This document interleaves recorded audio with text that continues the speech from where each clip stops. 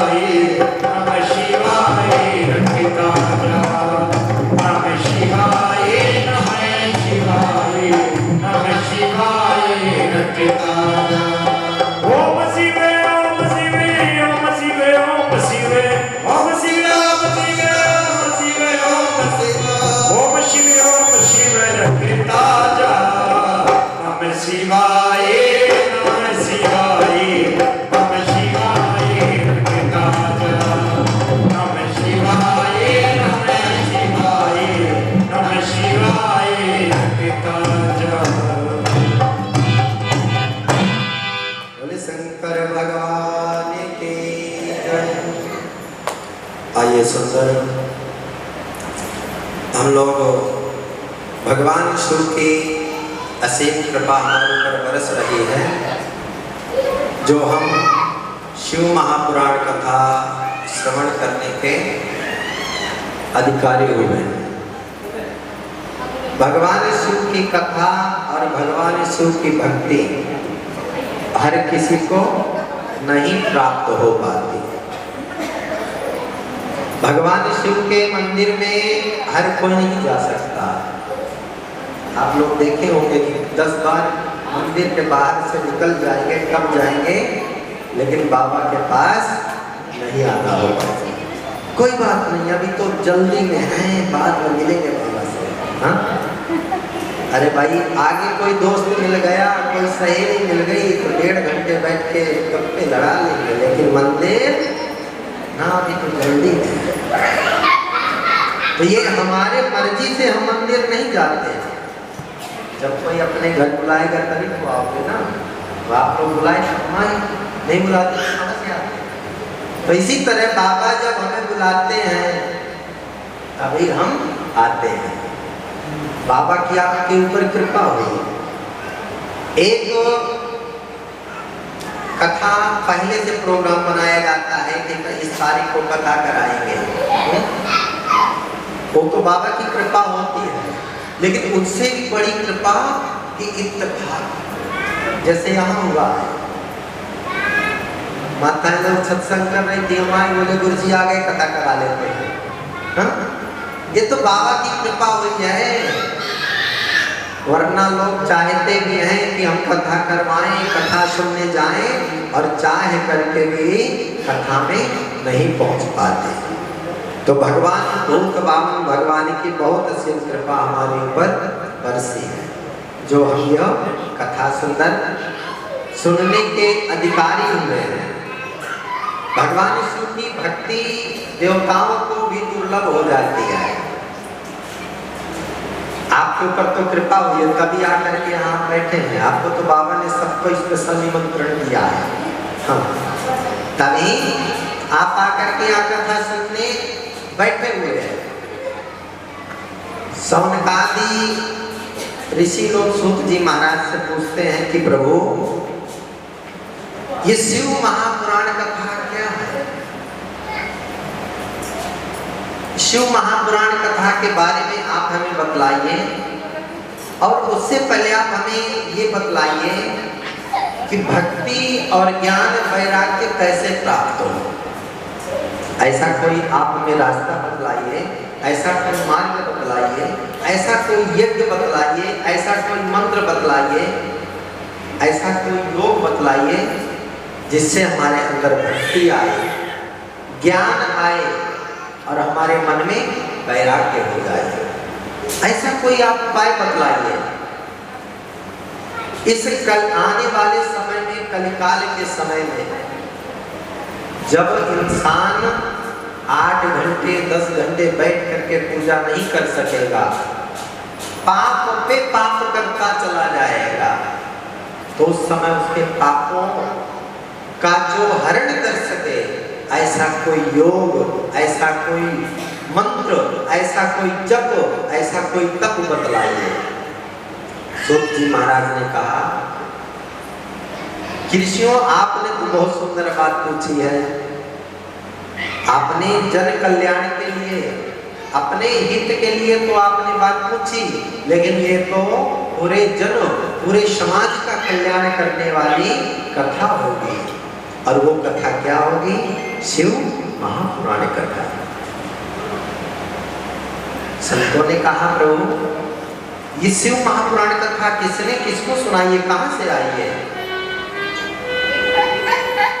तो सूत जी महाराज कहते हैं कि शिव महापुराण कथा सौनकादि ऋषियों को भगवान भोलेनाथ ने अपने मुखार बिंद से खुद सुनाई। और यह शिव महापुराण कथा 24,000 श्लोकों से वर्णित है। आप लोग भागवत महापुराण कथा सुनते हैं, उसमें 18,000 श्लोक हैं। और यह जो शिव महापुराण कथा है इसमें 24,000 श्लोक हैं, 7 संहिताएं हैं। और बोले इस कथा को सुनेंगे तो हमें लाभ क्या होगा? सबसे पहले लाभ की बात करते हैं, बाद में और कोई देखा जाएगा। प्रेम से बोले नमः शिवाय। भाई अगर हम हरिद्वार जाते हैं, अगर हम हिसार जाते हैं, तो सबसे पहले जो समझदार व्यक्ति होगा वो तो यही कहेगा कि अगर हम हिसार जाएंगे बेफालतू तो जाने वाले नहीं है, पहले बताओ मुझे फायदा क्या होगा हिसार जाने से।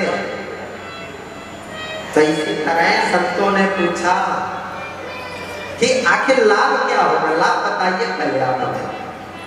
तब बतलाते हैं, सूत जी महाराज कहते हैं कि शिव महापुराण कथा जो प्राणी सुनता है उसका मोक्ष हो जाता है। कोई बंधन में पड़ा हो तो बंधन से उसकी मुक्ति हो जाती है।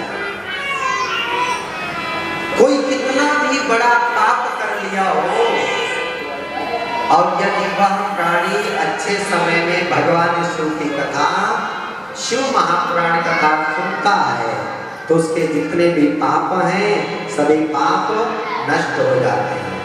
यह शिव महापुराण कथा है कि जय जय श्री गिरिजारमण, जय जय भूत किशोर, जय भक्तन सर्वास प्रभु, जय गणपति चित्तचोर। भगवान शिव कैसे हैं कि जय जय श्री गिरिजारमण, जय जय भूत किशोर, जय भक्तन सर्वस प्रभु, जय जय गणपति चित्तचोर। भगवान शिव के पास जो प्राणी पहुंचता है, भगवान शिव की थोड़ी सी भक्ति करता है, क्योंकि भोले बाबा तो भोले हैं, तुरंत उसका चित्त चुरा लेते हैं, तुरंत तो उनका मन चुरा लेते हैं और अपने भक्ति में ऐसे रमण कर देते हैं, अपने भक्ति में ऐसे बसा देते हैं कि फिर बाबा के सिवा कोई नहीं भाता। इसलिए हर समय हमें क्या करना चाहिए? नमः शिवाय, नमः शिवाय, नमः शिवाय रटता जा, नमः शिवाय, नमः शिवाय, नमः शिवाय रटता जा, नमः शिवाय, नमः शिवाय, नमः शिवाय रटता जा। ओम शिव ओम शिव ओम शिव ओम शिव ओम शिव ओम शिव ओम शिव ओम शिव ओम शिव रटता जा, नमः शिवाय, नमः शिवाय, नमः शिवाय रटता जा, नमः शिवाय, नमः शिवाय, नमः शिवाय रटता जा। भगवान की कृपा प्राप्त करनी है, भगवान को पाना है, तो श्वास श्वास पर शिव भजे, व्यथा श्वास तज खोए, कि ना जाने आश्वास की आवन जा कि श्वास श्वास पर शिव भजे व्यथा श्वास तज खोए। हमारे शरीर में हर समय सांस चलती है। हमें भगवान का भजन कभी भी जीवन से नहीं करना चाहिए, इस मुख से नहीं करना चाहिए। अगर करना है तो मन से करो, सांस से करो, क्योंकि जिह्वा से करेंगे तो जिह्वा कुछ दूर तक ही जाएगी। जिह्वा से करेंगे तो जिह्वा पवित्र होगी, अगर मुख से करेंगे तो मुख पवित्र होगा, और अगर सांस से करेंगे, क्योंकि सांस हमारे शरीर के एक एक रोम रोम में जाती है, पूरा हमारा शरीर और मन पवित्र हो जाएगा। इसलिए श्वास श्वास पर शिव भजे यथा श्वास तज खोए। ना जाने या श्वास की आवन जाए न हो। ये फालतू की बातों पे ध्यान नहीं देना चाहिए। भगवान का दूसरों से बातें कर रहे हैं, ठीक है, जिह्वा बात कर रही है, मुख बात कर रहा है, लेकिन दिमाग और मन कहाँ होना चाहिए? अपने इष्ट के ऊपर।